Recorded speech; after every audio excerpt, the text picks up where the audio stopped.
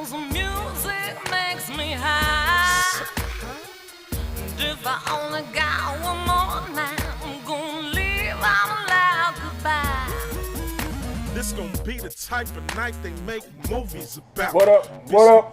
What up? It's your boy, Mr. Von. Mr. Von Channel Sweatboxer. We back. We live. We active here on the channel. Yes, indeed. You know how we do. Still dodging those digital jabs, baby.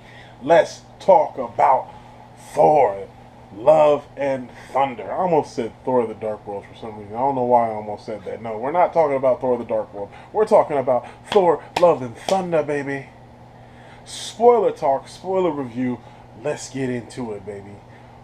Overall, what did I think about this movie? Now, this has been the consensus of most of the people, but I'm going to lean on the more positive side for me. The movie is pretty much a straight up comedy. And it's very funny. Taika Waititi knows how to do comedy. He's got great comedic timing. He knows how to encourage actors as far as to bring the best out of their comedic timing and all that. He's a funny dude. This movie is genuinely funny.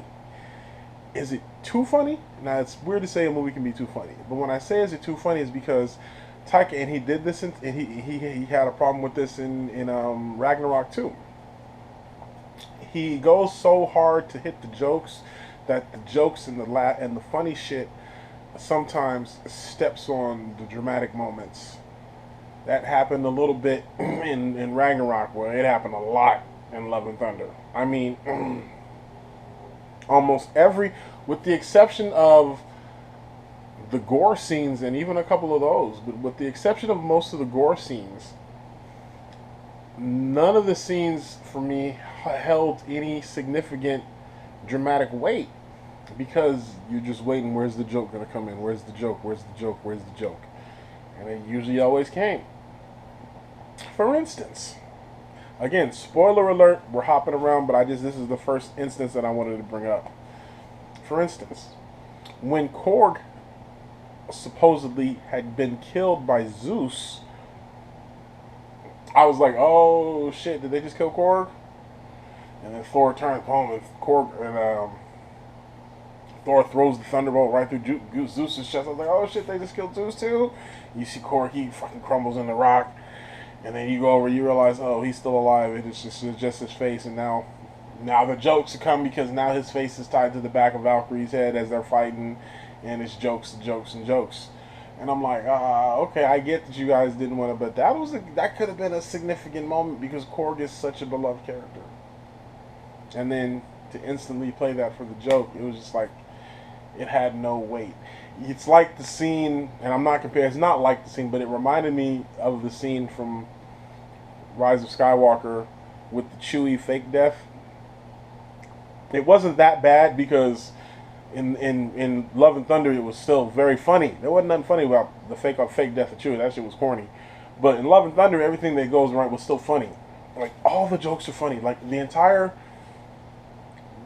running joke about Thor having to choose between Mjolnir and Stormbreaker was hilarious. It was like that one scene where he was like talking about Stormbreaker and talking about Mjolnir, and just Stormbreaker just floats in the room and just like he's looking at him like, really, motherfucker?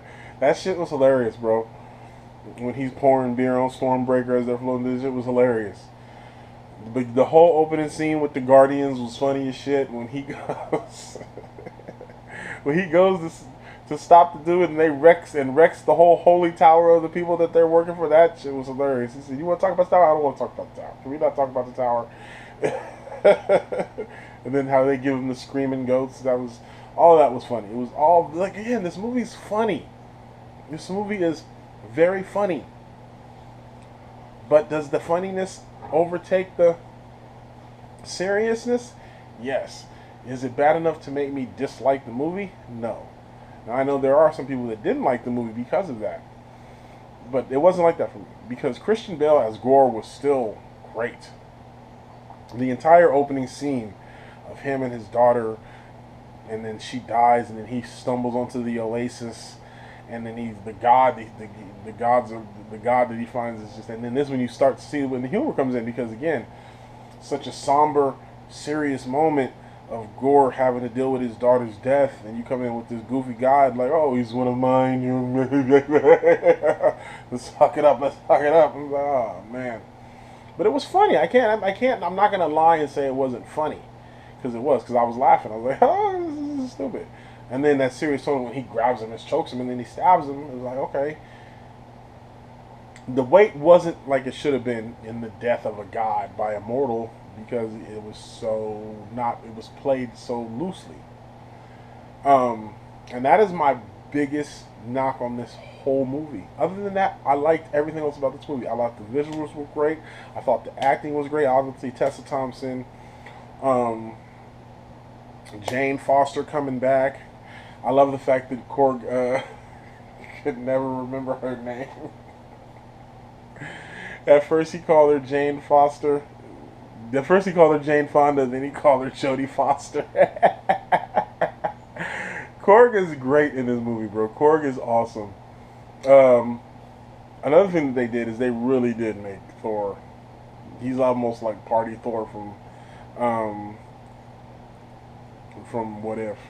Man, they made him pretty silly. I mean, again, it's funny. It's really funny.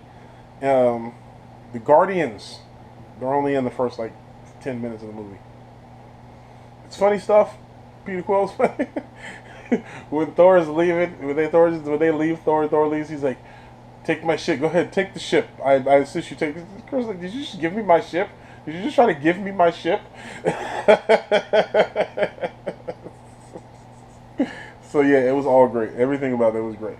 As far as the visuals, I love the visuals. The way they did color, especially when the desaturation of color on Gore's planet when they're fighting in the Shadow Realm, and how it was that was really good. That was really good. That opening fight scene was so silly. The opening was just the opening first 15 minutes of this movie. I was like, this is the funniest shit I've ever seen, and I don't even know if that's a good thing or not. But it was funny. And you know, if you guys know me and my sense of humor, I'm never gonna knock something for being funny, even if it's not supposed to be. If it's funny, it's funny, and I'm gonna laugh, and I'm probably gonna enjoy it. But I cannot stress enough how much the comedic overtones took away from the seriousness of this movie. Like, I couldn't take the movie. At no point did the movie really have any stakes for me, because I was too busy laughing. You know what I'm saying? Even at the end when Gore is in front of the wish granting universe thing, Shadow, I can't remember what it was called, Eternity. Yeah, when he was in front of Eternity and getting ready to kill all the gods, and he's like, I was like, okay, I like it. It's a good scene. Christian Bale played it good, but I was like, that was a good scene, but I didn't feel the weight. I didn't feel the weight like, ooh, it didn't hit me like that, because I was like, where's the joke? Where's the joke? And in that case, and in that instance, the joke actually didn't come. The joke actually didn't come. That's probably the ending scene of him getting his daughter back and him dying and making the decision to wish for his daughter instead of wishing for all the gods to die. All of that, that's the only time where they played it straight, where I believe, if I can remember correctly, that's the only time that he played it straight and there wasn't a joke that broke the monotony of that scene. And it wasn't a monotonous scene, it was a really good scene. The depth was there, and I felt it on that scene more than I did anything else in the movie. That's not to say that I felt it like I should have felt it. It didn't hit me like a gut punch like it could have if the tonal shifts hadn't been so. If the tone had been right,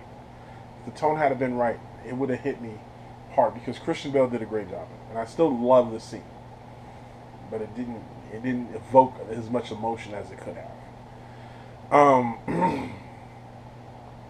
I love the fact of New Asgard becoming a tourist attraction.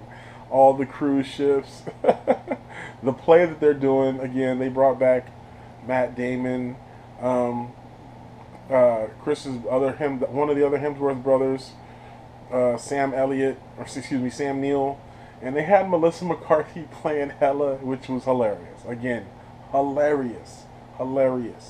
Another thing that I really enjoyed was how the detail of where Odin's hammer was broken at, where Mjolnir was broken at, and the shards of it, it's now a tourist attraction. People can come look at it, and they basically had to unearth the ground around it because nobody was still even in shattered pieces, nobody was still worthy enough to pick the hammer up. So they had to unearth the ground around it and put that into a case. And I thought that was awesome. I thought that was very well done. Everything about Tessa Thompson, just while being good, you know what I'm saying, at her job as president, she just hated it. She's great. I love Tessa Thompson. She's I just love her to death. The fake commercial she shot for I don't remember what it was. I don't even remember what product it was for, but it was hilarious. It was really funny. Jane's whole story about her cancer and everything was really tragic. The scene where she's doing the chemo and Darcy comes in and the dude's reading her book and they talk and she explains to him about the wormhole using the same theory from Interstellar. I thought she was like, you gotta go watch Interstellar. I thought that was great. That was great. Her as the mighty Thor I thought was really cool. You know what I'm saying? Her the running joke of her not being able to come up with a catchphrase. This is the last one. Eat my hammer! I think that's what it was. Eat my hammer was terrible. It was terrible. But it was funny. I liked it. It was funny. Yeah, and then the tragic, the tragedy of her dying, and then the good thing about her going to Valhalla. And then again, let me bring this up while I'm remembering, because Axel, Heimdall's son, who has the vision, when they get kidnapped, spoiler alert, Gore kidnaps a bunch of children, and Thor uses Axel to come see all that. That should have been played with so much more emotion, but that was like joke. I mean, even the kid was like, "Bruh, can you get out of here? You're killing. We're trying to be like, come on." So again, but it was all very funny. It's all very funny. Just one of the little things that I liked, and some of them, like when he at the beginning of the movie when he planted Stormbreaker into the ground, and when he came back later, pulled it up, there were actually roots growing out of it, just to show you that the Groot arm that was used to make Stormbreaker is still in there, baby, still Groot. So I'd be crazy if it actually grew into a full blown Groot with the Stormbreaker handle using the body. Oh my God, that Groot would be awesome. Can we get that? Can we please get that somehow? That'd be so awesome. Anyway, what else do I want to talk about? I think that's. Oh, let's talk about Russell Crowe as Zeus. Again, silly.